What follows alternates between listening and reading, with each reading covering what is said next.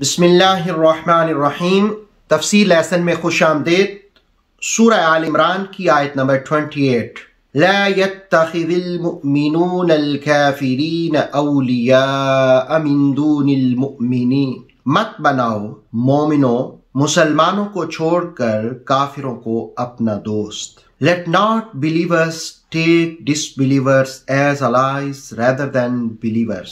وَمَنْ يَفْعَلْ ذَلِكَ और जिसने ऐसा किया فَلَيْسَ مِنَ اللَّهِ فِي شَيْءٍ उसका अल्लाह से कोई ताल्लुक नहीं। وَمَنْ يَفْعَلْ ذَلِكَ فَلَيْسَ مِنَ اللَّهِ فِي شَيْءٍ और जिसने ऐसा किया उसका अल्लाह से कोई ताल्लुक नहीं। And whoever of you does that has nothing with Allah إلا मगर अन तत्तकू तुम बचना चाहो मिनहुम उनसे तुका बचना इल्लान तत्तकू मिनहुम तुका मगर ये कि इस हालत में कि तुम उनसे अपना बचाव करना चाहो except when taking precaution against them in prudence व युहज़्ज़िरुकुमुल्लाहु नफ्सा और अल्लाह तुम्हें अपने आप से डराता है। And Allah wants of you himself व इलल्लाहिल मसीर और तुमने अल्लाह ही की तरफ लौट कर जाना है। And to Allah is the final destination. सूरह आल इमरान की आयत नंबर 28 में पहली चीज जो मुसलमानों को समझाई गई है वो ये है कि मुसलमानों तुम्हारी दोस्ती मोमिनों ही के साथ होनी चाहिए।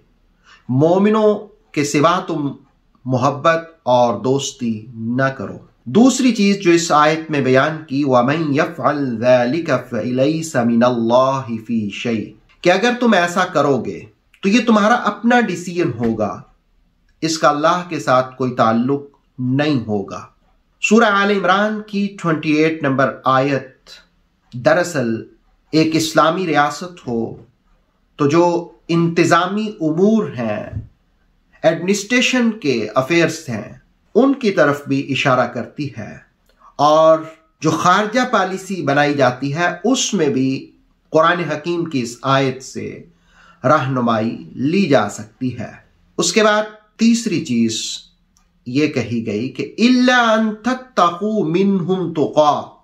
हाँ, कभी ऐसी सिचुएशन आ जाती है कि मुसलमान किसी शिकंजे में फंस जाता है और उसका दिल मुतमईन हो, लेकिन अपनी जान बचाने के लिए अगर वो जुबान से कोई ऐसा कलिमा जो नापसंदीदा हो, जो कुफर का हो, अगर वो कह भी दे लेकिन दिल में इत्मीनान हो ईमान का, तो उसकी रुखसत भी दी गई है। और फिर कहा कि अल्लाह तुम्हें वार्न करता है अपने आप से, अल्लाह तुम्हें डराता है। मुसलमान के दिल में खौफे खुदा होना चाहिए। इस आया मुक़द्दिसा का पस मंजर शान नुज़ूल क्या है, तफसीर तबसरा ने कुर्तबी और अस्बाबुन नुज़ूल लिल वहदी के हवाले से ये बात नकल की है कि दिहाक हजरत इब्ने अब्बास रदियल्लाहु ताला अन्हु का कौल बयान करते हैं कि कुरैश ने काबा के अंदर बुत नस्ब किए हुए थे और सिर्फ बुत ही नस्ब नहीं किए थे बल्कि बुतों पर शुतर मुरख के अंडे आवेजा किए हुए और उनके कानों में बालियां डाली हुई और फिर इस हालत में उनके सामने आकर सजदे करते। रिसालत में आप सल्लल्लाहु अलैहि वसल्लम ने जिस वक्त उनको देखा, आपने पहले तो तवक्कुफ किया, मुलाहजा किया कि ये करते क्या है। फिर रसूलुल्लाह अलैहिस्सलाम ने कुरैश वालों से मुखातिब करके आपने फरमाया कि तुम अपने आबाओ अजदाद, अपनी जद हजरत इब्राहीम अलैहिस्सलाम, हजरत इस्माइल अलैहिस्सलाम, उनका रास्ता छोड़ चुके हो। ये किस डगर पे तुम जा रहे हो, किस रास्ते पे तुम चल पड़े हो। तो कुरैश कहने लगे कि हम इनकी पूजा इसलिए करते हैं कि अल्लाह को हम राजी कर लें। इस पर अल्लाह रब्बुल आलमीन ने यह आयत नाजिल की, कहा कि अल्लाह का तो इनसे कोई ताल्लुक नहीं है। फलैस मिनल्लाहि फी शै, अल्लाह का तो इनसे कोई ताल्लुक नहीं है और ना ही इन पत्थरों की वजह से तुम अल्लाह से करीब आ सकते हो। ہاں پھر اللہ کے قریب کیسے آ سکتا ہے بندہ؟ تو رسول اللہ علیہ السلام کی یہ حدیث رہنمائی کرتی ہے، المرء مع من احب، آدمی اس کے ساتھ ہوگا جس سے وہ محبت کرے گا۔ اگر محبت نبی سے ہوگی تو پھر نبی کے ساتھ ہوگا، اگر محبت کسی ولی کے ساتھ ہوگی تو اس کے ساتھ ہوگا، اگر کسی اللہ والے سے محبت ہوگی تو اللہ والے اللہ ہی سے ملا دیتے ہیں، ان کی محبت کی وجہ سے اللہ سے تعلق مضبوط ہوگا۔ تفسیر تبصرہ نے مظہری کے حوالے سے حضرت ابو موسیٰ اشعری رضی اللہ تعالیٰ عنہ کی یہ روایت بھی بیان کی۔ رسول اللہ علیہ السلام نے ارشاد فرمایا، نیک کی مثال ایک ایسے شخص کی ہے جس کے پاس مشک ہو، خوشبو ہو، اور برے ہم نشیں کی مثال ایک ایسے شخص کی طرح ہے جس کے پاس بھٹی ہو۔